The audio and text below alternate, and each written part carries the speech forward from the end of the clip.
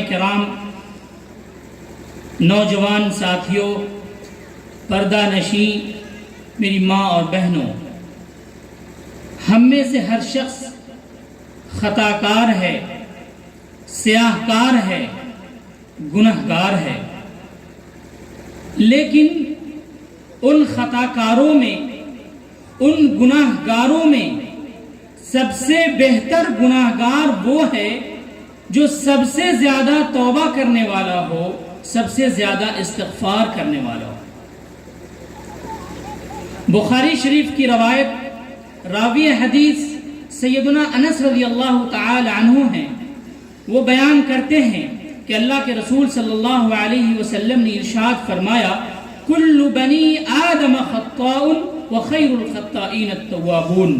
بنی آدم کی ساری اولاد انتہائی خطا کار ہے، انتہائی گنہگار ہے، لیکن ان گنہگاروں میں سب سے بہتر گنہگار وہ ہے جو سب سے زیادہ توبہ کرتا ہو، سب سے زیادہ استغفار کرتا ہو۔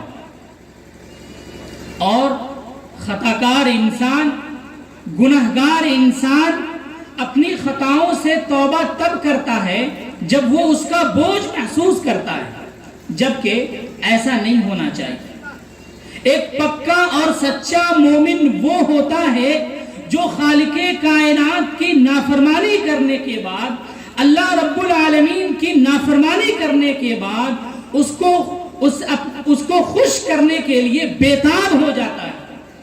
اللہ رب العالمین کی نافرمانی کرنے کے بعد وہ اللہ رب العالمین کے بارگاہ میں جاتا ہے اور اللہ سے توبہ کرتا ہے۔ اللہ کے عذاب سے ڈرتے ہوئے وہ اللہ کے سامنے جا کر اپنے گناہوں کی معافی مانگتا ہے۔ ایک سچا اور پکا مسلمان وہ ہوتا ہے۔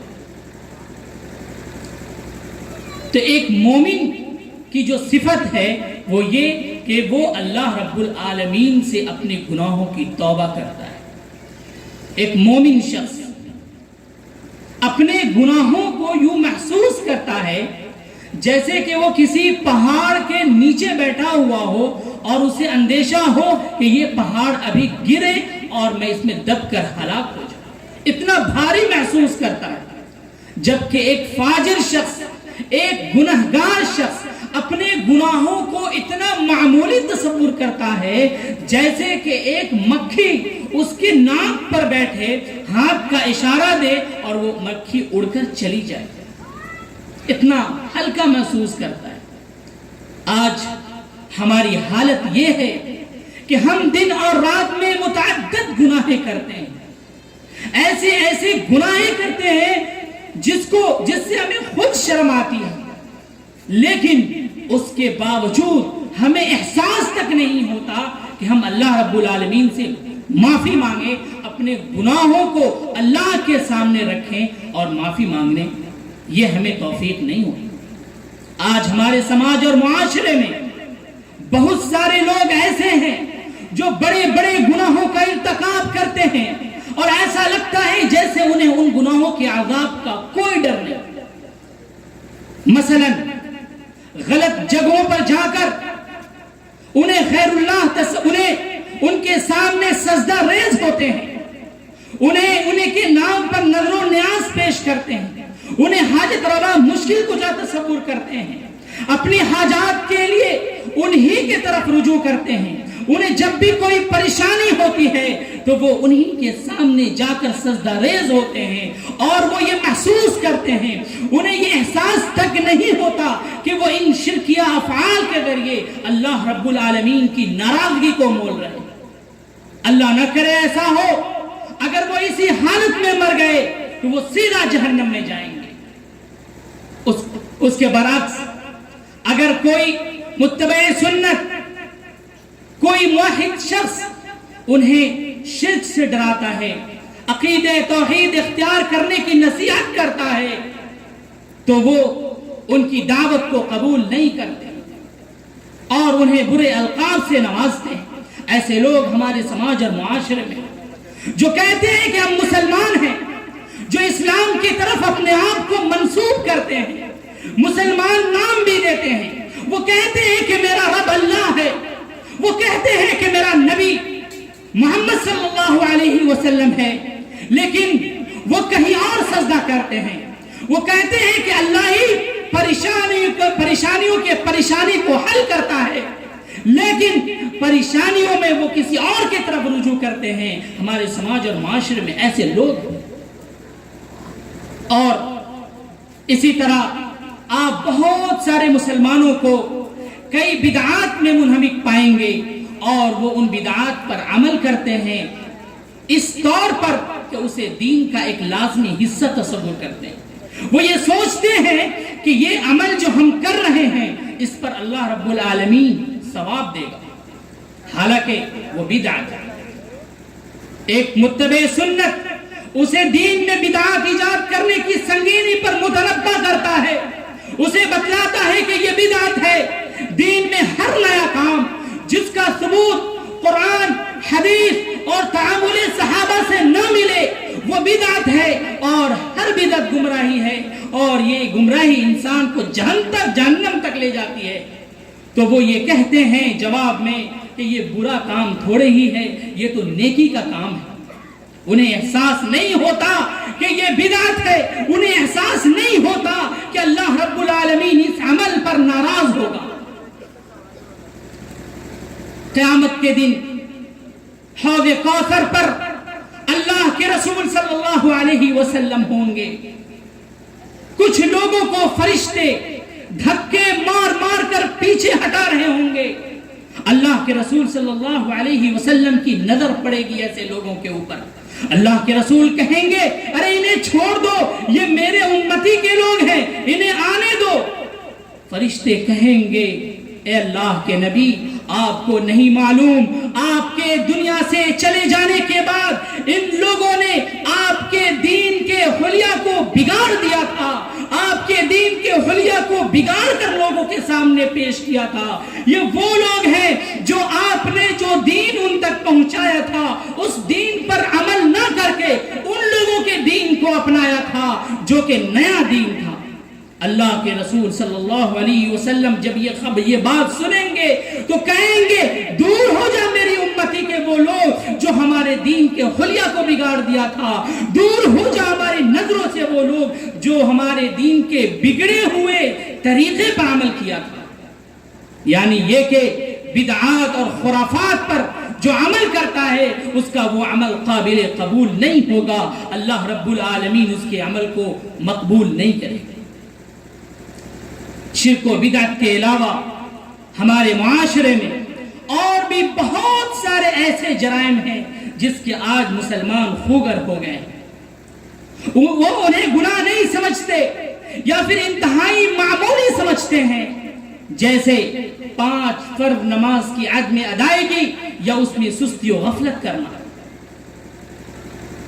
زکوٰۃ دینے سے کنارہ کشی اختیار کرنا، روزہ نہ رکھنا، استطاعت کے باوجود فریضہ حج کی ادائیگی سے ٹال مٹول کرنا، والدین کی نافرمانی کرنا، رشتہ داروں سے بدسلوکی کرنا، لین دین کے معاملات میں سودی کاروبار کرنا، جھوٹ بولنا، فراڈ کرنا، جوئے بازی، رشوت خوری، یہ ایسے جرائم ہیں جو آج ہمارے سماج اور معاشرے میں بری طرح اپنی جگہ بنا چکی ہے، اور آج مسلمان اس کے خوگر ہو گئے اور انتہائی معمولی سمجھ کر اسے ارتکاب کرتے ہیں. ہونا یہ چاہیے تھا کہ ان گناہوں کا ارتکاب کرنے والے شخص اپنے اوپر اس کی حرارت کو محسوس کرے، اپنے اوپر اسے پہاڑ جیسا بوجھ محسوس کرے، اللہ کی پکڑ اور اس کے عذاب سے ڈرتے ہوئے اللہ رب العالمین سے معافی مانگے. ایسا نہیں ہوتا.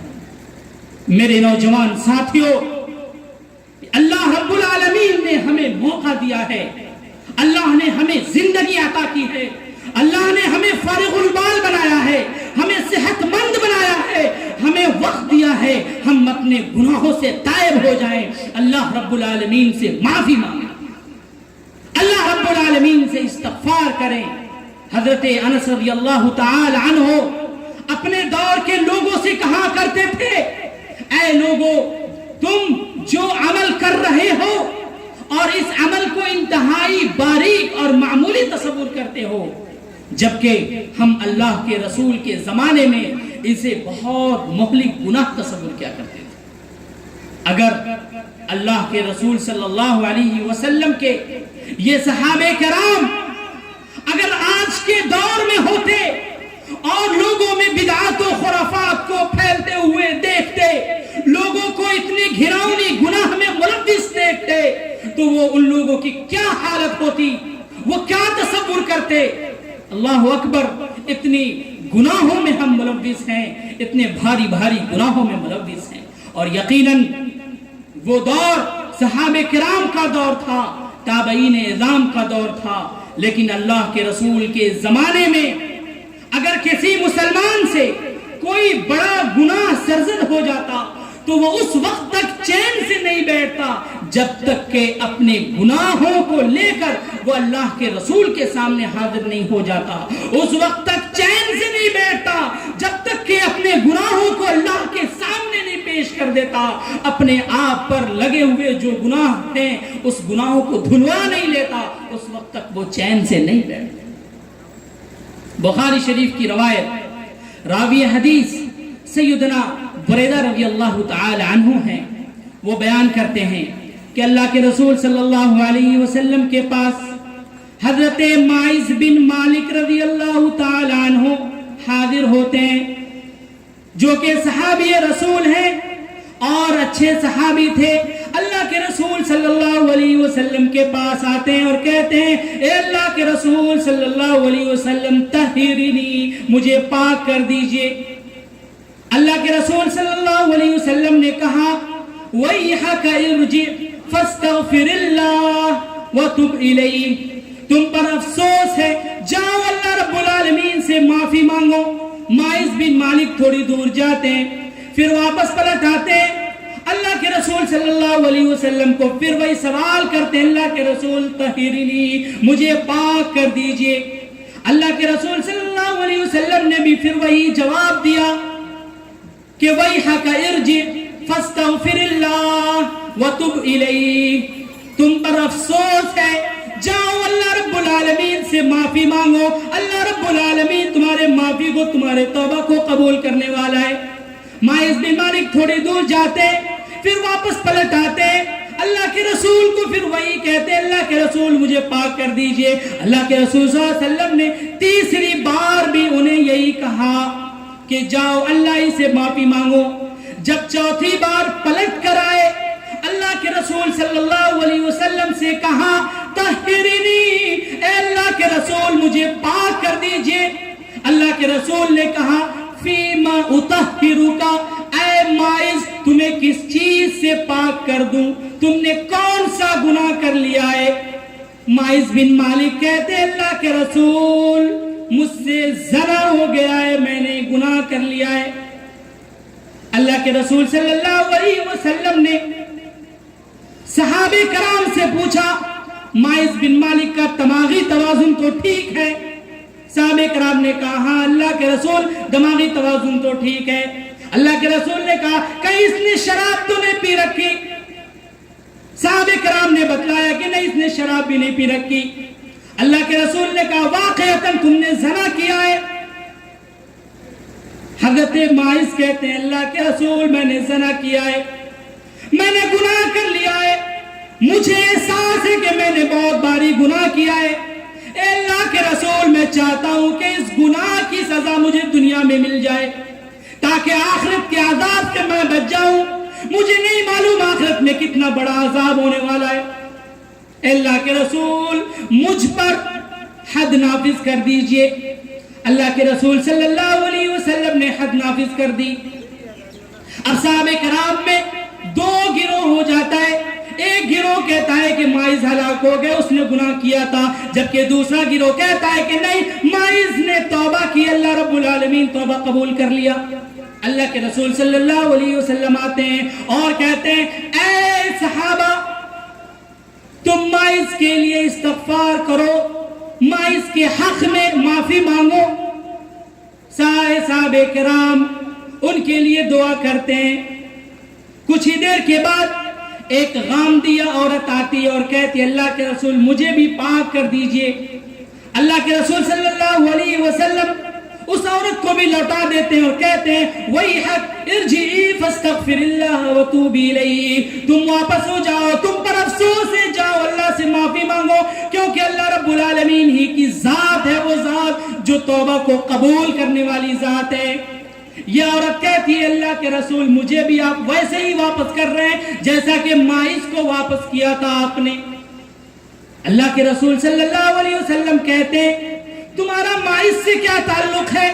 وہ غامدیہ عورت کہتی ہے اللہ کے رسول میں اسی سے حاملہ ہو گئی ہوں, میں نے اسی سے زنا کیا ہے. اللہ کے رسول صلی اللہ علیہ وسلم نے کہا نہیں ابھی نہیں, جاؤ تم واپس جاؤ, اس وقت اپنے سزا کے لیے آنا جب اس بچے کی ولادت ہو جائے. یہ عورت واپس گئی اور اس وقت آئی جب بچے کی ولادت ہو چکی تھی. اللہ کے رسول صلی اللہ علیہ وسلم رجم کی سزا نافذ کر دیتے ہیں. صحابہ کرام پتھر سے اسے مارتے ہیں. حضرت خالد بن ولید رضی اللہ تعالی عنہ آگے بڑھتے ہیں. انہیں بہت زیادہ تکلیف ہوتی ہے کہ اس نے زنا کیا ہے. خالد بن ولید ایک پتھر کو اٹھاتے ہیں, اس عورت کے سر پر دے مارتے ہیں اور اس کی وجہ سے خالد بن ولید کے چہرے پہ خون کا چند حصہ آ کر کے لگ جاتا ہے. خالد بن ولید غصہ کی حالت میں اس عورت کو برا بلا کہتے ہیں. اللہ کے رسول صلی اللہ علیہ وسلم نے اس برا بلا کہنے کی آواز اللہ کے رسول نے سنی. اللہ کے رسول صلی اللہ علیہ وسلم نے کہا اے خالد ٹھہر جاؤ, اس عورت نے ایسی توبہ کی ہے کہ اگر مدینہ کے 70 افراد کے درمیان تقسیم کر دیا جائے اس کے توبہ کو تو بھی وہ ناکافی ہو جائے گا. یعنی یہ کہ اس حدیث میں دیکھیں کہ اللہ کے رسول کے زمانے میں اگر کسی سے کوئی گناہ ہو جاتا تو وہ اللہ کے رسول کے دربار میں آتے اور کہتے اے اللہ کے رسول مجھ سے یہ گناہ ہو گیا ہے, اس کی سزا کیا ہوگی؟ میں چاہتا ہوں کہ یہ سزا میں چاہتا ہوں کہ یہ گناہ ہم سے دھل جائے. یہ جذبہ تھا ان کے اندر. لیکن آج ہماری حالت یہ ہے کہ ہم لوگوں کی نظروں سے اوجھل ہو کر گناہیں کرتے ہیں اور پھر احساس بھی نہیں ہوتا کہ اللہ دیکھ رہا. اس گناہوں کے ہم نے جو گناہ کیا ہے اس کے بدلے میں اللہ ہمیں عذاب دینے والا ہے, اللہ ہمیں پکڑنے والا ہے, ہمیں احساس نہیں ہوتا. اللہ رب العالمین تمام مومنوں کو حکم دیتا ہے وَتُوبُوا إِلَى اللَّهِ جَمِيعًا أَيُّهَا الْمُؤْمِنُونَ لَعَلَّكُمْ تُفْلِحُونَ. اے مومنو اگر تم کامیابی چاہتے ہو تو اللہ رب العالمین سے توبہ کرو, اپنے گناہوں کو اللہ کے سامنے پیش کرو, اللہ سے معافی مانگو. اللہ رب العالمین سورہ تحریم کے اندر ارشاد فرماتا ہے یا ایھا الذین آمنوا توبوا الی اللہ توبۃ نصوحا. اے ایمان والو اللہ رب العالمین سے سچی اور خالص توبہ کرو. عسى ربکم ان یکفر عنکم سیئاتکم, امید ہے کہ اللہ رب العالمین تمہارے گناہوں کو تم سے دھل دے گا. جنات تجری من تحتها الانہار, اور تمہیں ایسی جنتوں میں داخل کرے گا جس کے نیچے نہریں جاری ہیں. اللہ رب العالمین تمام مومنوں کو قرآن کریم میں کئی جگہوں پہ مومنوں کو خطاب کر کے کہا کہ اے مومنوں اللہ رب العالمین سے استغفار کرو, توبہ کرو, اپنے گناہوں کی معافی مانگو. کون انسان ہے جو گناہ نہیں کرتا؟ اللہ کے رسول نے کہا کل بنی آدم خطاؤن, کہ بنی آدم کی ساری اولاد خطا کار ہے, لیکن استغفار کرنے والا, توبہ کرنے والا سب سے بہتر خطا کار ہے. اللہ کے رسول صلی اللہ علیہ وسلم نے صحابہ کرام کو کہا کہ میں دن بھر میں 100 بار استغفار کرتا ہوں, اس لیے اے مومنو تم لوگ بھی استغفار کرو. اللہ کے رسول صلی اللہ علیہ وسلم معصوم من الخطا تھے, ان سے گناہ نہیں ہو سکتی تھی. اس کے باوجود اللہ کے رسول صلی اللہ علیہ وسلم استغفار کرتے تھے، دعا کرتے تھے. لیکن ہم تو ان کے امتی ہیں، ہم تو گناہگار ہیں، ہم تو انسان ہیں، ہم سے گناہ ہو جائے گی، لیکن ضروری ہے، ہم پر لازم ہے کہ ہم استغفار کریں، توبہ کریں، ہم اپنے گناہوں کی معافی مانگیں. اللہ رب العالمین نے ہمیں وقت دیا ہے، اللہ نے ہمیں صحت دی ہے، لیکن جب ہم موت کے قریب ہو جائیں گے یا پھر یہاں سے چلے جائیں گے، ہم کفے افسوس کریں گے، ہم وہاں خون کے آنسو روئیں گے، اللہ سے ہم التجا کریں گے، اے اللہ ہمیں دنیا میں بھیج دے، ہمیں 1 منٹ کے لیے زندہ کر دے تاکہ ہم نیک عمل کر لیں. اللہ رب العالمین آپ کو موقع نہیں دے گا، اللہ آپ کو مہلت نہیں دے گا. اس دن روئیں گے، اس دن چلائیں گے، لیکن اللہ رب العالمین کے یہاں رونا چلانا کوئی کام نہیں آئے گا.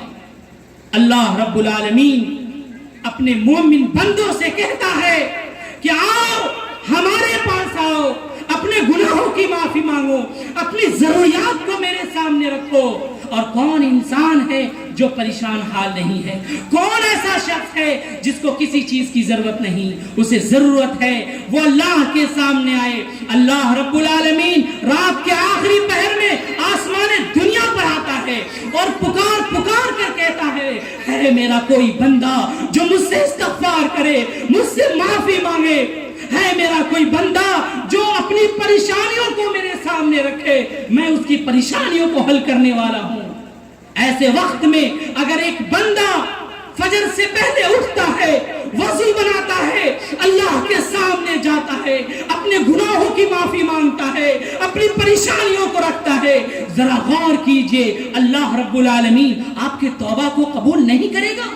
اللہ آپ کے پریشانیوں کو حل نہیں کرے گا؟ جبکہ اللہ عرش سے چل کر آسمان دنیا پر آتا ہے. ہم اللہ کے سامنے مانگیں. ہماری حالت یہ ہے کہ ہم اللہ کو چھوڑ کر غیر اللہ کے سامنے جا کر وہاں سجدے کرتے ہیں، وہاں ہم ان کے نام کی نظر و نیاز پیش کرتے ہیں. اور نہ جانے رات بھر میں نے اپنی آنکھوں سے دیکھا ہے کہ بعض عورتیں، بعض لوگ غیر اللہ کے سامنے جا کر پوری رات اپنے پیشانی کو رگڑتے رہے. میں نے اس وقت تصور کیا کہ کاش کہ اسے سمجھ میں آتا، یہ صرف اللہ کے سامنے رات میں اٹھ کر اللہ کے سامنے اگر یہ مانگتا، اپنی پریشانیوں کو رکھتا، اللہ اس کی پریشانیوں کو سن لیتا، جبکہ یہ مردے، جبکہ یہ غیر اللہ اس کے نہیں سننے والے. ضرورت اس بات کی ہے کہ ہم اپنی اصلاح کریں، ہم اصلاح کریں اپنی. ہم سے گناہ ہو جائے، ہم سے لغزش ہو جائے تو ہم اللہ کے سامنے آئیں، تائب ہو، اللہ سے معافی مانگیں. ہمیں کسی بھی چیز کی ضرورت ہو تو ہم اللہ کے سامنے آئیں، کسی بھی پریشانی میں مبتلا ہو تو ہم اللہ کے سامنے آئیں. ہر حالت میں اللہ رب العالمین کو پکاریں.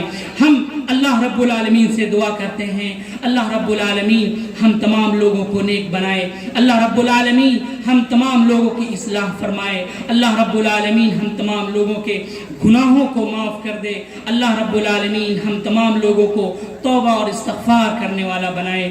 آمین. تقبل اللہ منا ومنکم صالح